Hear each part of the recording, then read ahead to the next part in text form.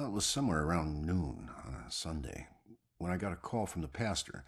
He was looking for someone to fix up the old church. It had been sitting up on that hill, abandoned for over 40 years after getting hit by lightning back in '98. It suffered a bunch of fire damage. So, of course, I agreed to help. I knew something was wrong the second I stepped inside, as an inexplicable chill came over me. Anyway, I shook it off and I set to work.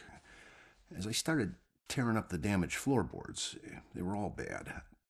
Well, I uncovered an old rat's nest.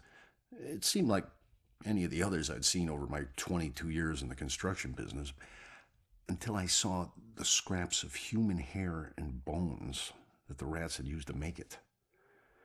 Well, suddenly I heard the floorboards on the second floor creaking above me, and the sounds of a young girl weeping. Well, I was worried that the damaged section of the ceiling was going to give away under her weight, so, I yelled, "Hey, stop, come down immediately." Well, my voice must have startled her because she went completely silent. So I got up and I went to look for her. When I entered the room upstairs, though, I was surprised to see it completely empty. It only took me, a minute to make my way up there, and I would have heard her run off if she did. But that's when I heard the weeping again. Only this time it was coming from the bell tower. So I climbed up the long, treacherous, curving stairs at the top, and I noticed what I thought was dried blood dotting the way. When I finally got up to the belfry, I was just paralyzed with terror, because lying before me was the withered corpse of a young girl. Judging by her sun-bleached clothes and weathered bones, it seemed like she'd been lying there for the better part of those 40 years the place had been empty.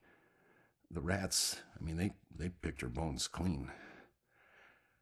I took off running. I didn't stop until I got all the way to town.